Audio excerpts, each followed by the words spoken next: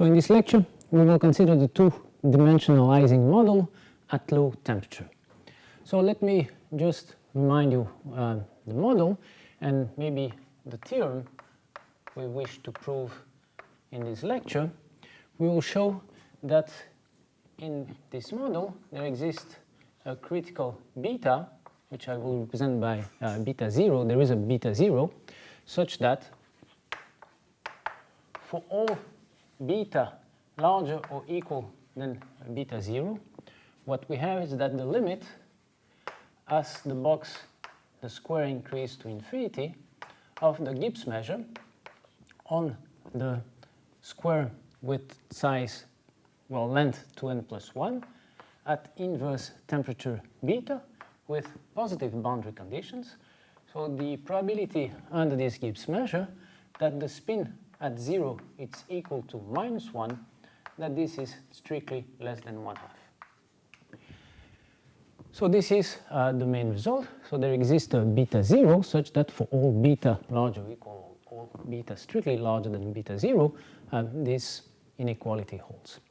So this means that if I take a sufficiently large beta, which means a sufficiently low temperature, what happens, the origin feels what happens at the boundary.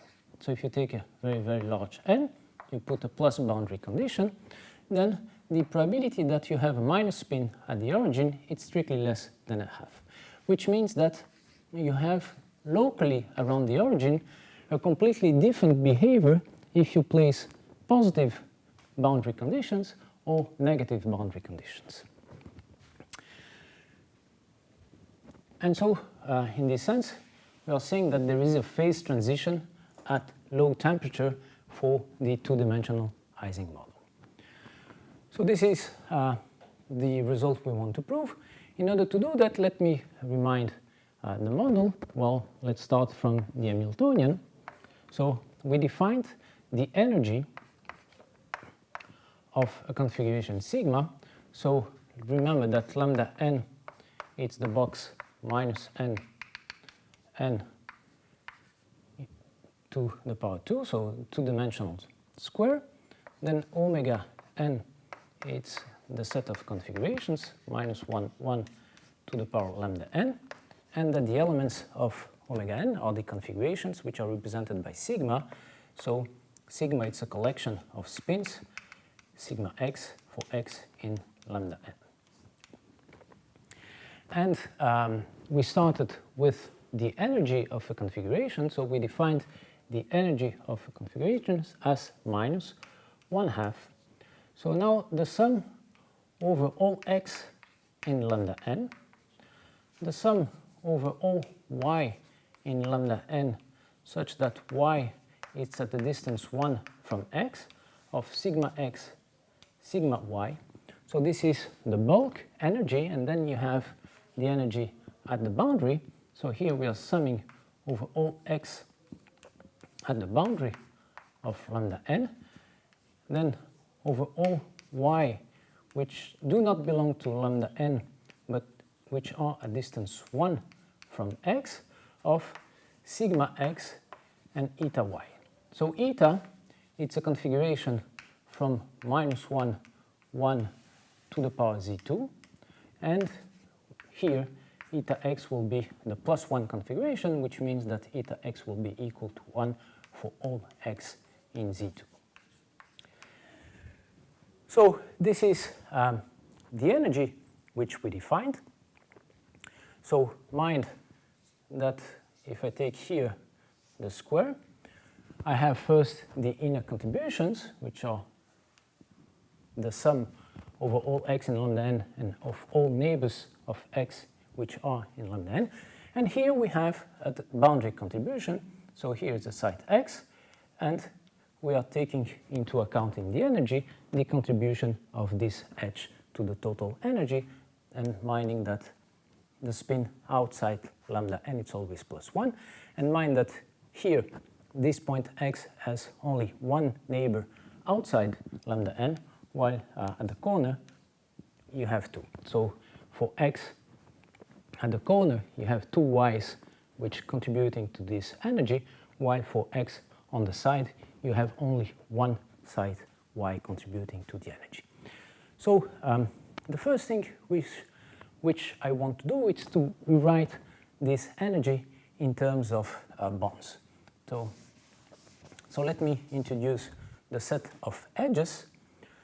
So E2 will be the set of edges of Z2. So this is the set. These edges are unoriented, so these are the sets of pairs which are included in Z2, such that the distance between x and y is equal to 1. And so this I will be calling an edge, actually an unoriented edge, but I won't mention unoriented anymore. So the set of edges, and well, it's clear what is the set of edges. If you have here a piece of Z2, the edges are just these pairs of neighboring sides. And among these pairs, well, we will have those which I will represent by E2n, which are those which have an intersection with lambda n. So by E2n, I will represent the edges of E2 such that the intersection of x, y with lambda n is non-empty. So we have two types of edges, the edges for which in En, the edges in which both points are in lambda n, and the set in which only the sets of edges in which only one of them belong to lambda n. Mind that here I didn't define what the boundary is in this lecture. So the boundary of lambda n are all those points in lambda n such that there exists a y which does not belong to lambda n, and such that x minus y is equal to 1. Right? Fine. So let me draw the picture again. So here is lambda n, and we have bonds, inner bonds, in which both vertices, both ends of the edge belong to lambda n, and we have edges in which only one vertex, one end, belongs to lambda n. So now I want to rewrite this energy in terms of edges. And as you see, if I fix an edge, an inner edge, let's say xy or zw, we will see that in this definition of the energy, all those pairs xy are edges because they are at distance 1. So all these contributions are formed by edges, and if I fix one edge, I observe that this edge appears in this sum twice, because it appears once when x is equal to z and y is equal to w, and it appears also when x is equal to w and z is equal to y. So I can rewrite this sum as minus the xy belonging to E, so the set of edges n, but here we are talking about the inner edges, so I want xy to be contained in omega, in lambda n of sigma x, sigma y. So this is an alternative way to write this term. You see that in these terms I'm summing only over edges, and each inner edge appears twice. And here I'm summing only one time over each edge, and this is the reason why I don't have this factor 1/2 in this sum.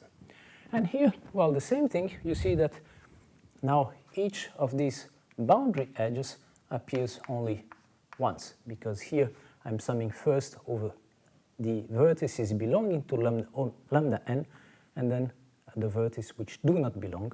So here I can rewrite this sum as minus sum over all x, y in e to n. But now I require that x, y is an outer edge, so that intersection of xy with lambda n complement, it's different from the empty set. So since xy, it's an edge of e to n, this means that xy has an non-empty intersection with lambda n. I'm also requiring that xy has a non-empty intersection with the complement, so it's a boundary edge. And let's say that x will be the vertex belonging to lambda n, and y the vertex which does not belong to lambda n. And so I can write this as sigma x eta y. And to have a simple expression for this energy, I will assume now, fix this, the following convention. I'll say that sigma z, it's equal to plus 1 whenever z does not belong to lambda n. Okay? So in all my equations, in all my formulas, whenever sigma z appears for a vertex which does not belong to lambda n, I will assume that it is equal to 1, and this is just to allow me to replace here eta y by sigma y, and to have a very simple formula for the energy. Now the energy will be given by minus the sum over all edges in En of minus sigma x, sigma y. So I have finally obtained the following formula for the energy with the convention just adopted, is that the energy, it's equal to the sum over all x, y in En 2 of sigma x, sigma y. So this is a very simple formula, and this is why we introduced the set of edges. And I want still to go one step further. I want to write this sum as the sum for all x, y in En2 for all edges. So we have minus sigma x, sigma y. So let me write that as 1 minus sigma x, sigma y. And since I'm adding here 1 for each edge, I have to remove it. So let me represent by modulus of En2 the total number of edges in En2, and in this way I have a formula. So, and this justify the introduction of the following object. Well, let me write it hat plus n of sigma as the sum over all x, y in E2 n of 1 minus sigma x, sigma y. So with this formula, so you see that this expression here does not depend on sigma. So when writing the Gibbs measure associated to this Hamiltonian, this expression will appear in the numerator and the denominator, so they will cancel, and I will keep only this part of the energy. So with this definition, I'm able to write the original Hamiltonian as the modified Hamiltonian A hat plus n of sigma minus E2 n. And now I can introduce the Gibbs measure associated to this Hamiltonian. So the Gibbs measure, which will be represented at mu, plus to say that we have plus boundary conditions, and to say that it's restricted to the square lambda n, and beta to say that we are at an inverse temperature beta. So this the probability measure, the measure of sigma of a configuration sigma, it's given by minus beta, h plus n of sigma divided by the sum over all sigma prime in omega n of exponential minus beta h plus n of sigma.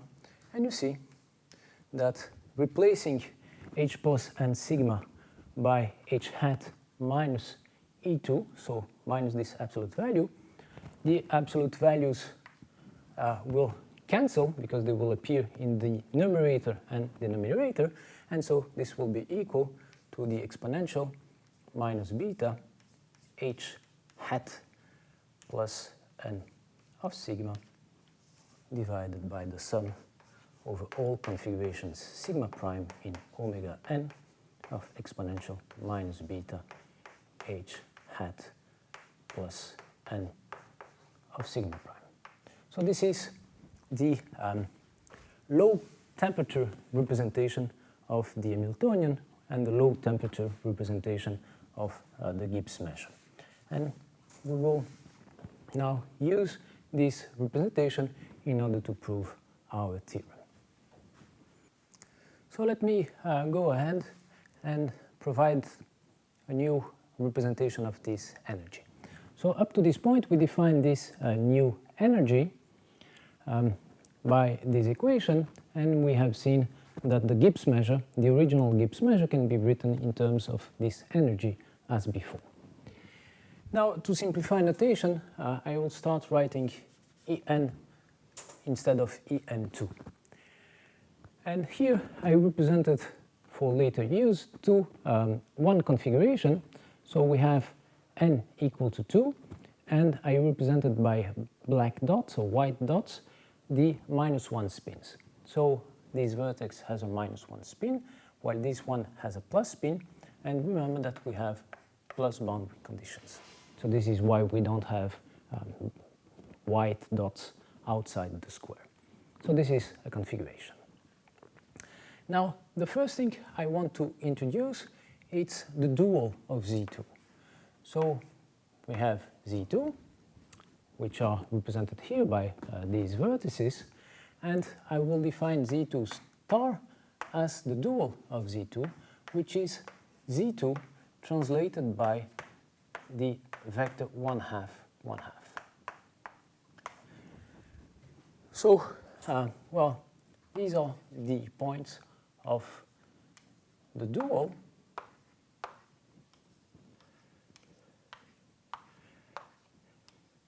and in the same way we have the, let me call it this way, the edges star. So these are the edges of Z2 star. So the definition, it's exactly the same.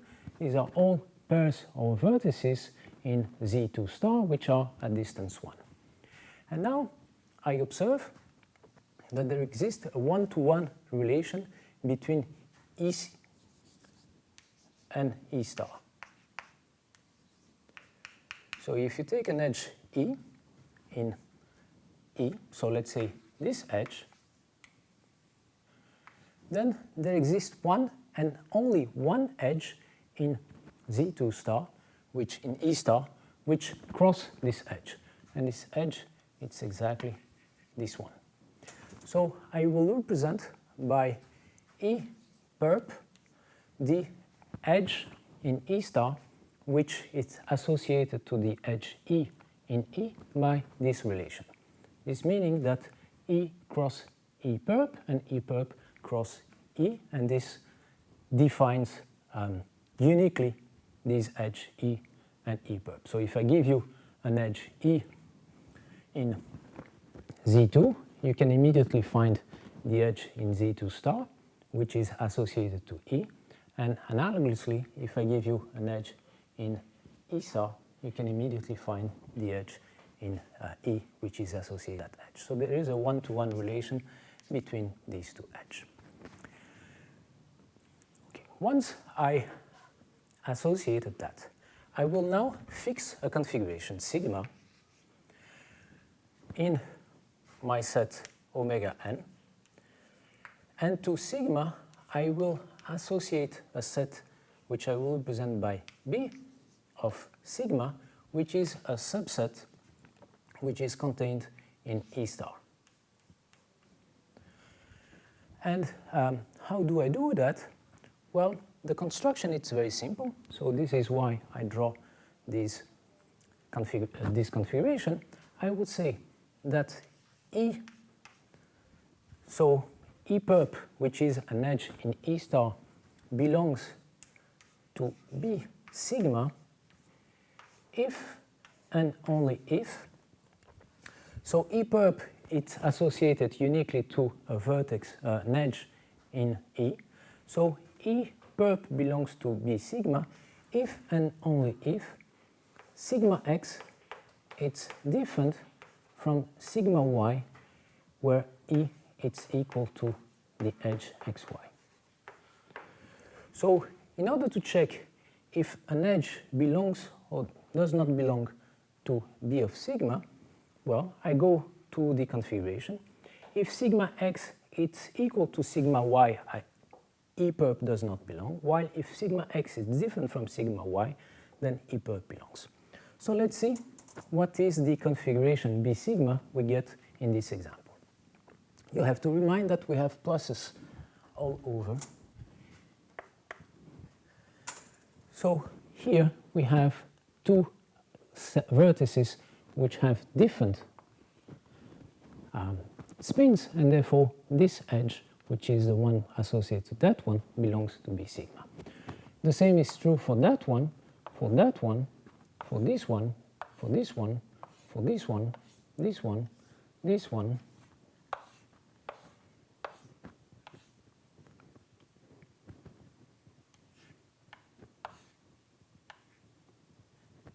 this one, and this one. So here is my configuration B sigma. So B sigma, it's formed by edges in the dual Z2. So this is one way in which I can construct the set B sigma. Let me give you another construction just to fix ideas. What I will do is I will define a plaquette. So a plaquette Q will be the set minus 1/2. So it's a square of size 1 centered at the origin. So this is Q. And I will represent by Qx for x in Z2 the set Q translated by x. So this is equal to x plus Q. And these are called plaquettes. Now I will define a subset of R2. So given a configuration sigma, I will define a subset of R2, and I will represent this subset by M of sigma. And M of sigma will be the union over all x of Qx, but all x in lambda n, such that sigma x it's equal to -1. So I'm putting a plaquette Q of size, so I'm placing a square of size 1 centered at x for all x for which the spin is -1. So let's do that here. So here I have this square, then I'm adding this square,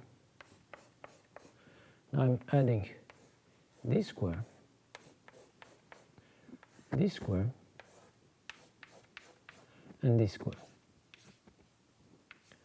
So this is my set M of sigma in yellow. And now what I do, it's, well, so how do I get this set from that one? Well, this set, it's exactly the boundary of that set. So let me define B of sigma as the boundary of my set M of sigma. Right? So you see that B of sigma, it's composed of what I would call contours, which are what I will call, these are paths which are closed and bounded. And in order to define a family of connected sets, let me just introduce a new convention. So you see, I want to determine, modify the paths at those points in which I have a cross. So whenever B sigma contains these 4 edges, which happens at this point and at that point, I will adopt the following condition, the convention. I will just round up the path. So I will transform this path into something which is, okay, I'm very bad at drawing, but what I will do is I will replace that by this. Right? So whenever I have a cross, I replace this path by that path in order to obtain closed connected paths. So here I'm erasing, and then I'm transforming that by this convention. So I have this new path. So actually I have now 2 connected paths, which I will call, so I will represent these paths, which I will call contours by gamma. So here I have 2 contours, gamma 1 and gamma 2, and so in this example, B sigma will be given by the union of gamma 1 and union gamma 2. And more generally, once I have a configuration sigma, I will represent by gamma of sigma, the sets of all contours of gamma. So this will be the set gamma 1, gamma 2, up to gamma p. So gamma of sigma will represent the set of contours which form B sigma. So this is the connected paths, contours gamma 1, gamma 2, such that B of sigma is equal to the union from 1 up to p of gamma j. So in my example, gamma of sigma is the union of this contour with that contour. I have 2 contours, gamma 1 and gamma 2, and this is my definition of gamma of sigma.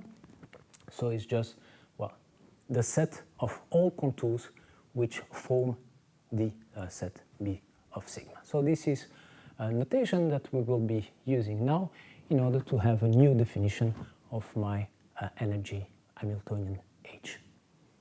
So now let's go back to the Hamiltonian H hat.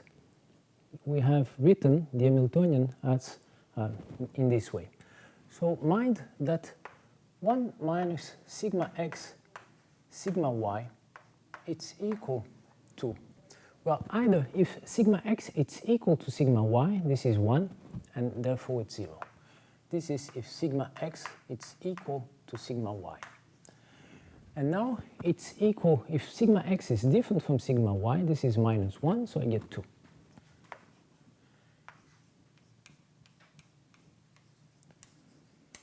But this means that this expression, it's equal to 0 if E, so x, y, so we have here the edge xy, we take its associated edge in the dual space. So if sigma x is equal to sigma y, this means that this edge does not belong to B of sigma. While it is equal to 2 if this edge belongs to B of sigma. So I can rewrite this Hamiltonian as all the edges in En. And, well, I'm just taking 2 times 1 if the edge x, y, perp belongs to B of sigma. And therefore, this gives me exactly equal, this is exactly equal to 2 times the length of this path B sigma. So you see that each edge has length 1. So the perimeter of the set B sigma gives me exactly the number of edges in B sigma, and this is exactly what I get from this sum. So I'm summing all edges which belong to B sigma, and since the length of the edges are equal to 1, this is exactly equal to the perimeter of my set. And if you remember that I wrote B sigma as the union of the contours, I can write this as 2 times the sum over all contours which belong to the set gamma of sigma of the size of the contour gamma. So let's say that I'm summing over all contours omega j which belong to the set gamma of sigma. Gamma of sigma is just the set of contours which compose B of sigma, and I'm summing all their length. So here, for a set of contour, the absolute value of gamma j represents the perimeter of the contour, the path gamma j, and here as well, the absolute value of B of sigma represents the perimeter of the set. So here in this example, well, this contour here has size 2, 4, 6, while this contour here has size 2, 4, 6, 8, 10. If I'm probably doing, so let me count it again. I have here 2 plus 2, 4, 6, and here 4, yeah, it's 10. So this contour has size 10. So in my equation here, I will just get 2 times 16 for the energy of this configuration. So we have now a very simple formula for the energy, and therefore we can rewrite the measure of the Gibbs measure of a configuration sigma by using this formula. So this is exponential minus 2 times beta, the sum over all gamma in sigma, gamma of sigma of gamma, and this is divided by the sum over all sigma prime of exponential minus 2 beta, the sum over all gamma prime belonging to gamma of sigma prime of the length of the perimeter of the contour gamma. So now we have expressed the Gibbs measure of a configuration in terms of the length of the contours of the configuration sigma. So this is the total length of the contour sigma, of the contour generated by the configuration sigma. And it is by using this expression for the Gibbs measure that we will prove our theorem. So this is the equation we obtained for the Gibbs measure, and I want now, before we proceed, formulate 2 observations. The first one, it's very simple, is that, well, here I draw a very simple configuration, but mind that you may have here contours which contain contours. So this is a perfectly well defined configuration, and these contours are separating plus regions from minus regions. So you know that at the boundary you have a plus region. So since a contour, as you see, separate a plus from a minus, what you get is that inside this contour you have minus spins. Now you cross it again, you have here plus spins, here minus spins, and here you have a plus spins. So you might have contours containing contours, which themselves contains contours, and so on. So this is a first observation. So actually, the set of contours, or the set B of sigma, might be not as simple as these examples. So this is the first observation for you to keep in mind. And the second observation is that, well, this decision here was arbitrary, right? It's a convention to divide these contours in this way. I could have also adopted the other convention, another convention, which is, say, to divide the path in this way, and therefore I would have another representation of gamma of sigma in terms of contours. I mean, the set gamma sigma will be different if I adopted this convention. So by adopting, so now let's be Koreans. So by adopting this convention instead of these two contours, I would get these other two. But I could also have decided to, let's say, adopt this convention to separate them all as much as possible, and I would have these new definitions of contours. But mind, all these conventions, these different conventions, give rise to the same weight for the configuration sigma, because we are not changing the definition of the perimeter of B sigma. So the contours might be different, but the total perimeter of the contours is not affected by the convention we adopted.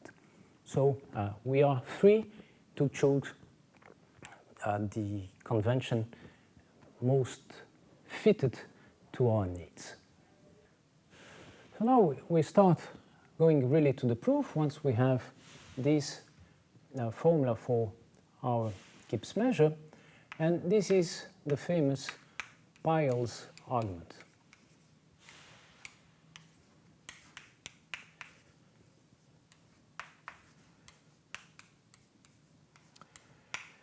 So we are interested in the measure that of the configurations at which sigma 0 is equal to minus 1. So let's assume that here is the origin, and so we know that sigma 0 is equal to minus 1, so the spin at minus 1, at 0, it's minus 1. And now what I will do is I will consider the connected component associated to minus 1.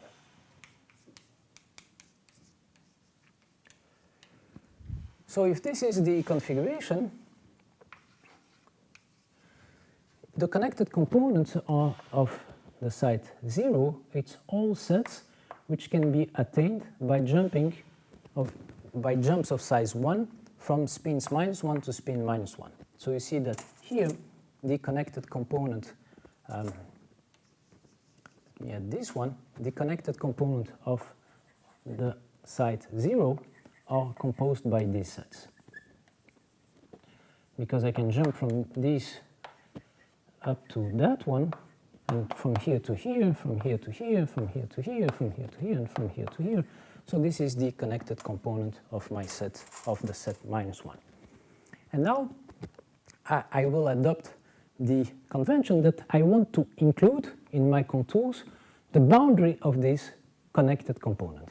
So here, here is the boundary.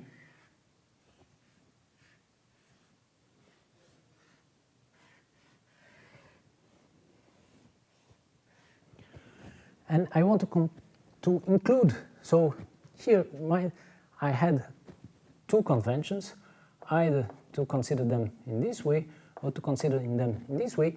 What I want is that at each set in which this happens, I want to have all the connected component inside the contour.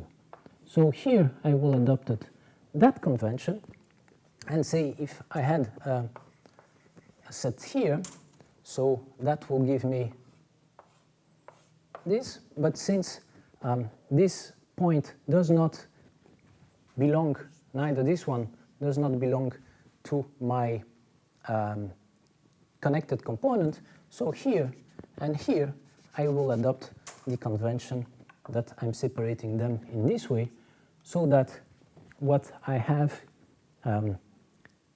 the contour I have corresponds to the boundary of the connected component of 0. And for the other ones, I don't care, I adopt one of the two conventions, either this one or this one. This doesn't matter. But what's important in the argument is that if I take the connected component as I defined of the origin, then I want the first contour, the contour which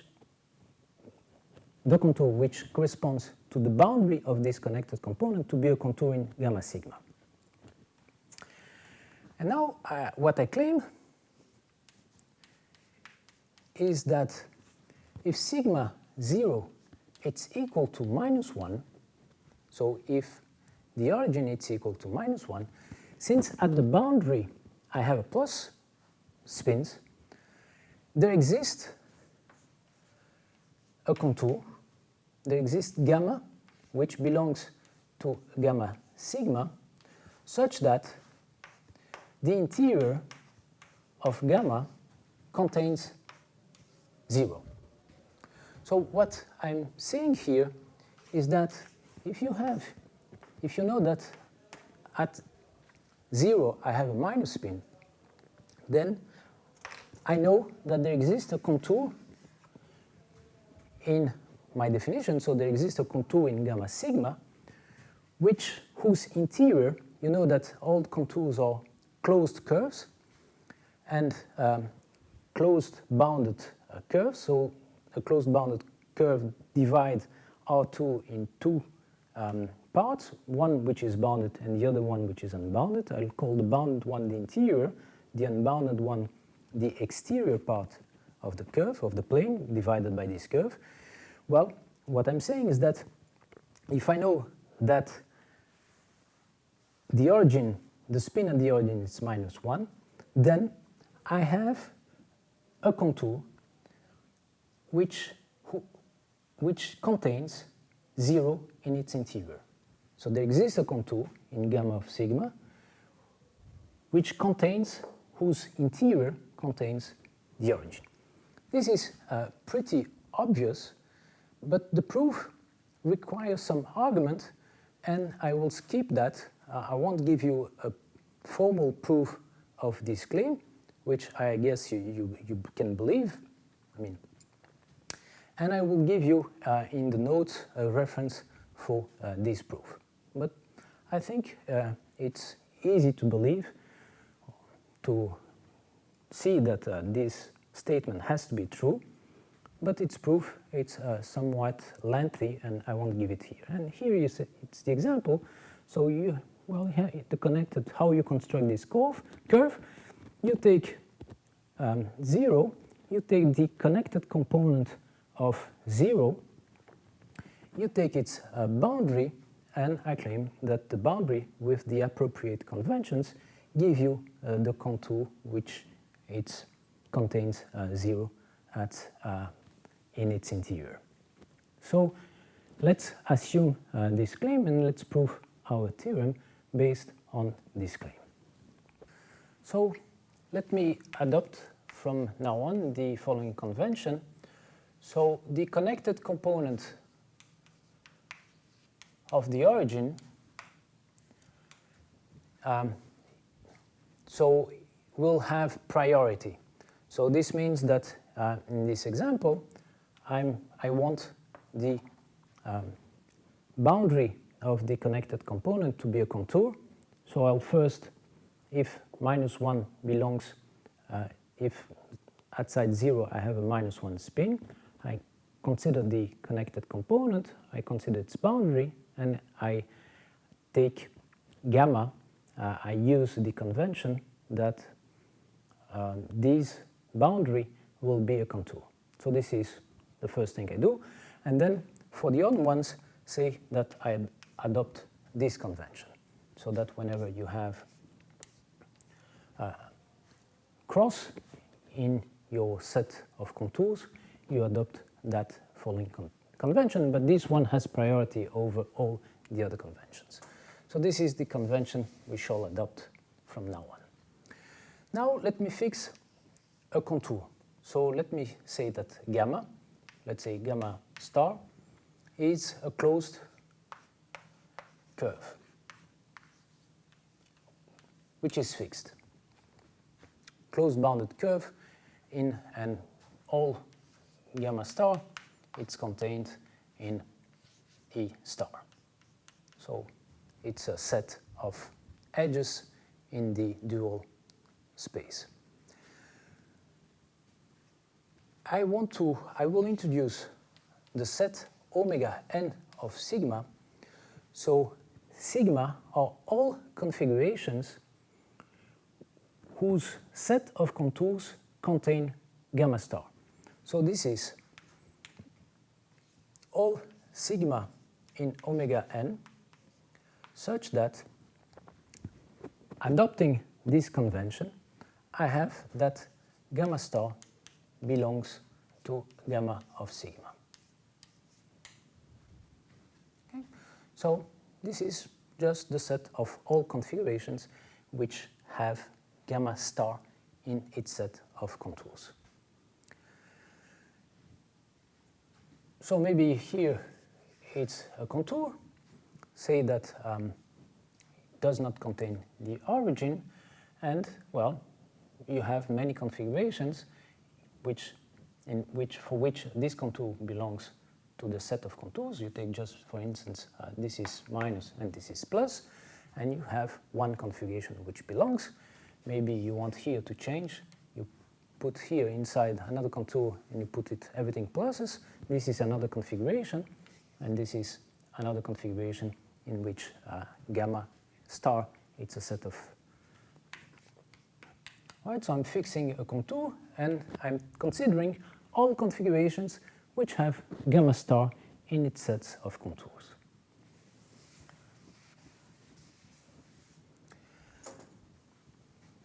And of course, this is not, this is gamma n of omega n of gamma star. So I fixed a contour and I defined the set of configurations associated to this contour. Now I want to define a transformation from this set to omega n. So I take a configuration in this set and I obtain through this transformation a new configuration in omega n. And what is the configuration? Well, the configuration T of sigma is the one you obtain from sigma by flipping all sides inside the contour gamma star. So if you have here your contour gamma star, and here there is another contour, here another, here inside another, maybe here you have another, and here another. So this is a configuration. Let me put it in yellow, the contour gamma star. So this is a configuration sigma, which has gamma star as its contour. Its spins outside these sets are plus. Here they are minus. Here they are plus, minus, plus, minus. So this is the configuration sigma. And now by doing that, what you're doing is that you're taking all spins inside this curve, in the interior of the curve, and you're flipping them. So you get from this configuration a new configuration.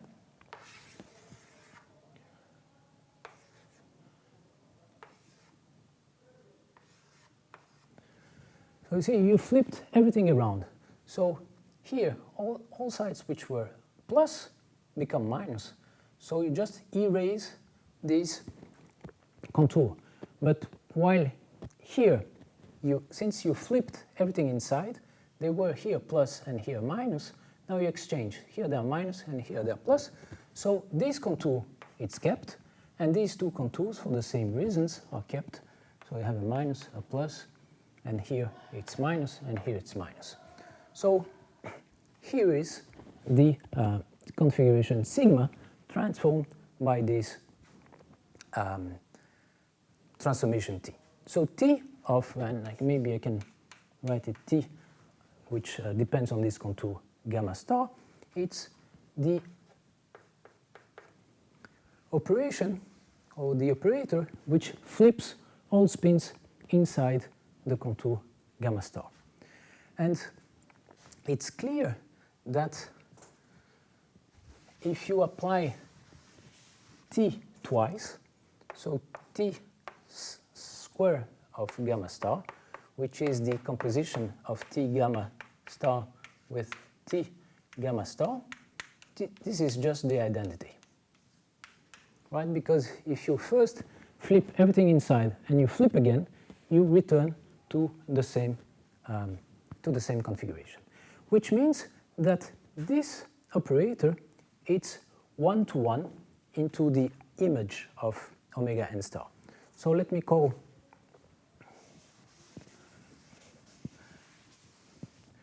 maybe I n of sigma star the image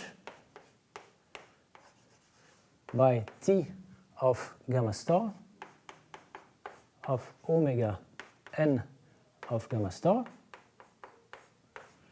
and therefore this is an operation which goes from omega n star to I n of omega star, and this operation, it's one-to-one. It's a bijection.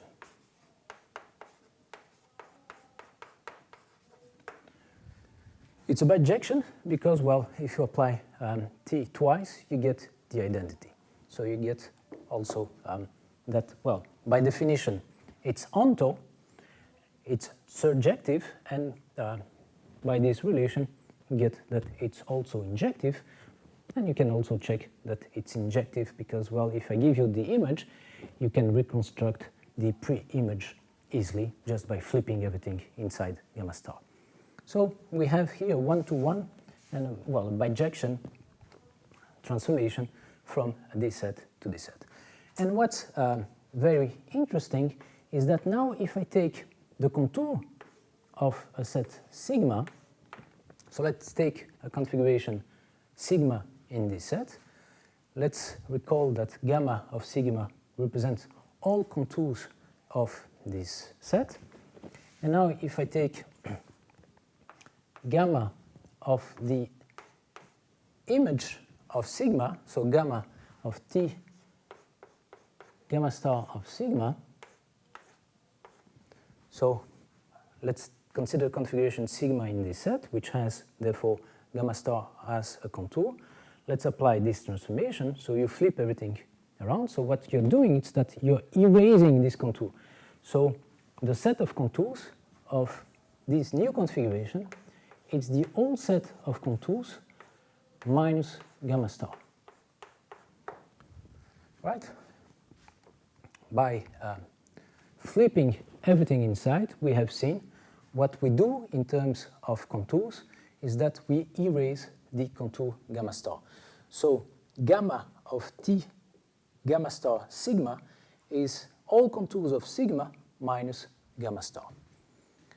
Right? And so these are simple facts which will be used now in the proof of the main lemma of the Peierls argument.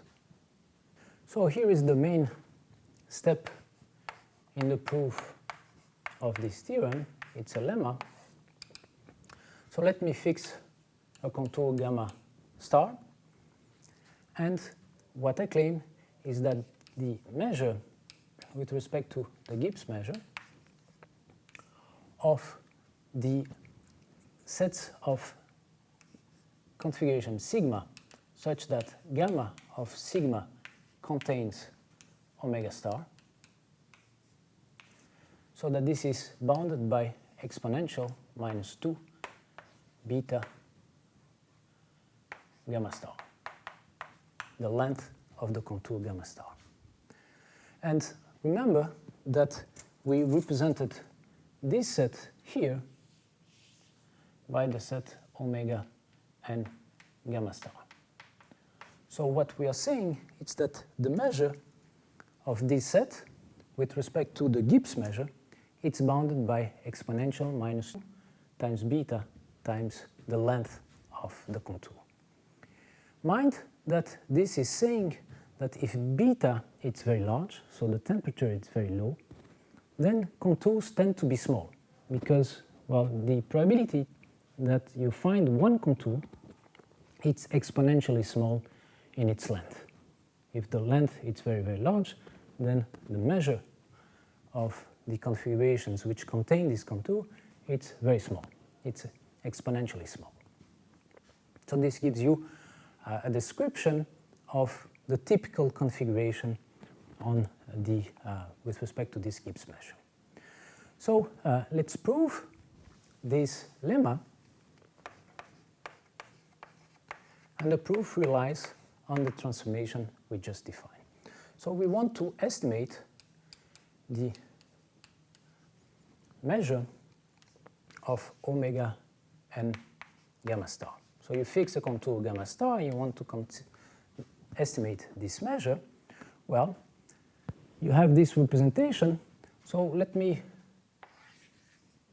represent this renormalizing constant by, well, we used already z and beta, so let me put a hat just to distinguish from our previous definition. So this is equal to 1 over z hat n beta times the sum for all configuration sigma in omega n gamma star of the weight, which is exponential, minus 2 beta, all contours gamma in gamma sigma of the length of gamma.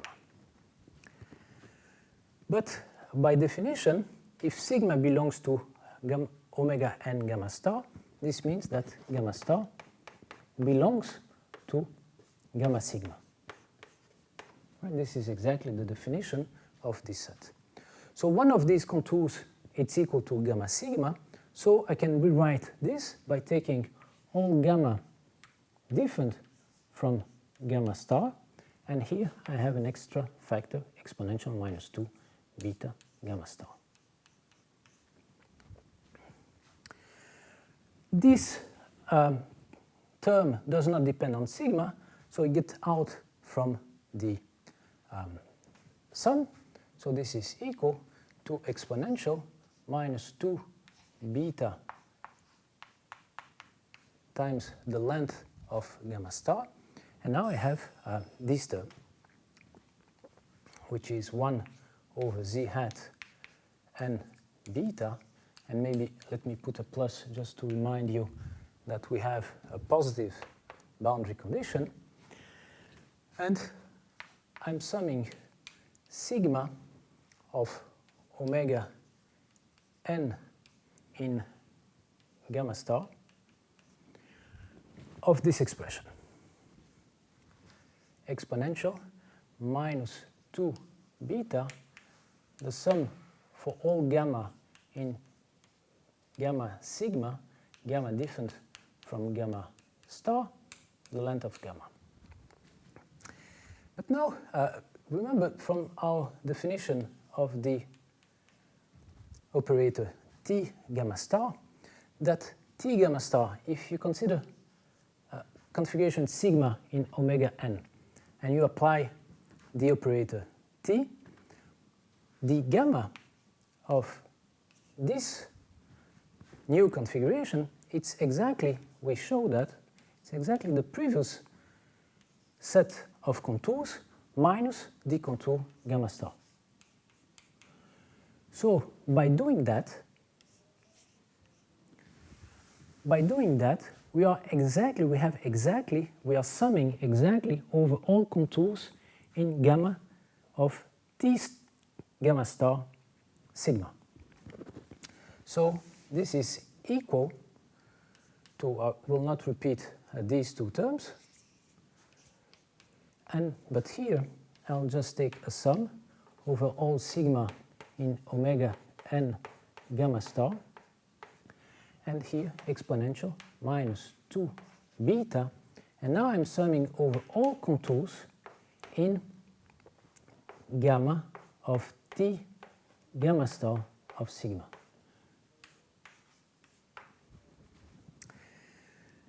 And mind that this expression, it's the measure of t gamma star sigma, because, well, it's the weight of t gamma star sigma divided by the renormalizing factor. So actually this sum, it's equal to exponential minus 2 beta gamma star. Now the sum over all sigma in omega n sigma star, omega n gamma star of mu plus n beta of t gamma star of sigma. So we have here a funny relation. We are summing over all sigma in this set, but instead of summing the measure of this configuration, we are summing the measure of its image by t, right? Because this is exactly what we get from this computation. But now we shall use that t, it's a bijection. So what are we doing? We know here is the set omega n gamma star, and here is its image by t gamma star, and we represent it by in sigma in gamma star, the image of this set. And so what we are doing is that we are taking each configuration sigma, and we take its image, and we sum the probability of this configuration. And we sum over all this set. But since t gamma star, it's a bijection, what we are doing is that we are summing the measures of each configuration in this set, right? Since t gamma star, it's a bijection, by summing over all these sets the weights of these sets, the same as summing over all these sets the weights of this set. So this corresponds, this sum, it's exactly equal to the measure mu n beta plus of the image of this set by t gamma star, but this is what we called in gamma star. So this is a set in gamma star. And, well, since it is a set, this is the measure of this set, so this is bounded by 1. And therefore, this sum is bounded by 1. And what we get is that, indeed, the measure of this set, it's less or equal than exponential minus 2 beta times the length of this contour. So here is the lemma we just proved, and now we are ready to prove the theorem. So the proof of the theorem goes as follows. We want to estimate the measure of the probability that the spin at 0 is equal to minus 1. We have seen that if the spin at 0 is minus 1, there exists a contour which contains the origin in its interior. So this is less or equal than the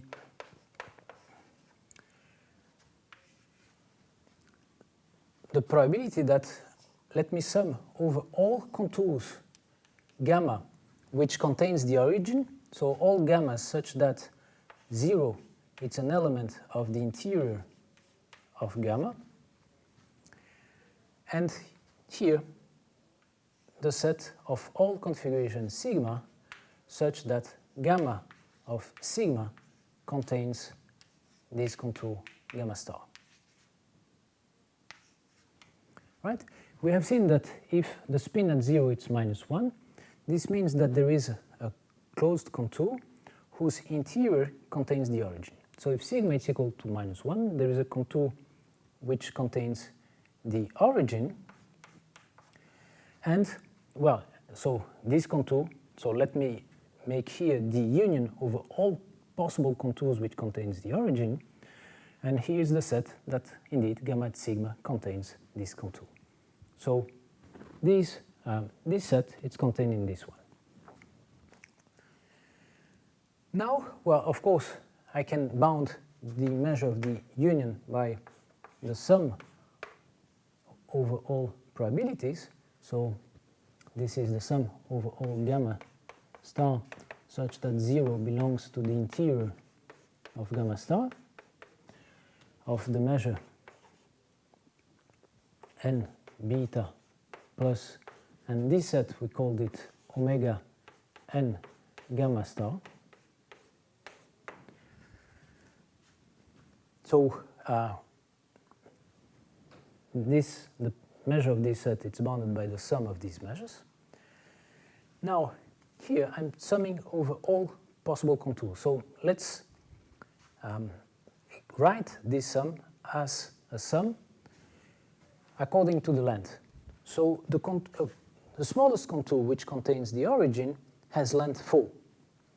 So I'm summing over all possible lengths, k, and I'm starting from 4 because we have seen that the smallest contour has size 4 because it's just the case in which you have a minus and with pluses, so you get a contour which has length 4, and this is the smallest one. Now I'm taking a sum over all contours gamma star such that its size is equal to k, and 0 belongs to the interior of gamma star. So I rewrote this sum in that way, and now I have the measure of this set. But by the lemma, the measure of this set it's bounded by exponential minus 2 beta, this length. But the length, I fixed it to be k. So this is bounded by exponential minus 2 beta times k. So now what I need to do is to count how many contours contain the origin in its interior and have length k. So let's do that. So let me just first rewrite a sum for k larger or equal than 4, exponential minus 2 beta k. And now let's estimate how many contours contain the origin and have length k. So what I will do is the following. Here is 0, and if the contour contains the origin, well, it has to cross, so it is 1, 2, up to k. It has to, so the contour is in the dual lattice, so it has to cross this line at one of these points, right?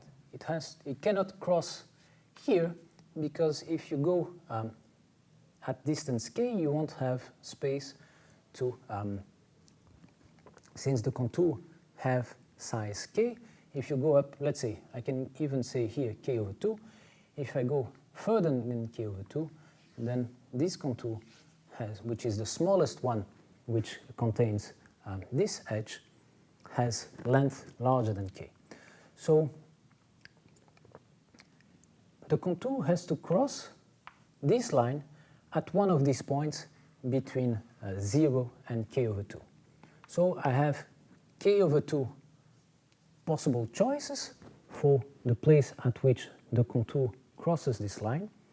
And now, once you've fixed the point, the first point at which this contour crosses, once it reaches this point, it can jump to 3 different points. And once it jumps, it can again jump to 3 different points. And once it jumps, it has 3 different choices, and so at most 3 different choices.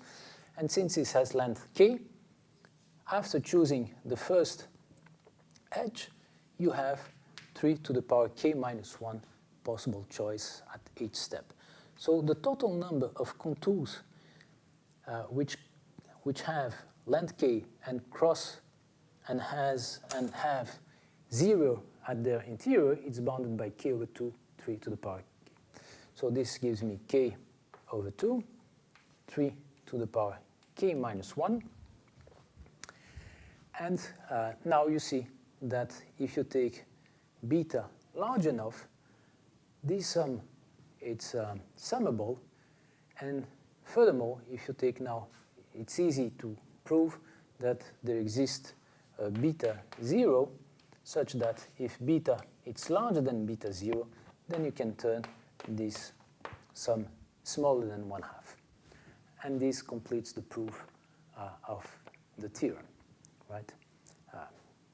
Once you reach this conclusion that the probability of having minus spin at 0 is bounded by this sum, it's very easy to show that for beta sufficiently large, this sum is bounded by 1/2, which means that there exists a beta 0 such that if beta is larger than beta 0, this sum is bounded by 1/2, and this is exactly what we wanted to prove.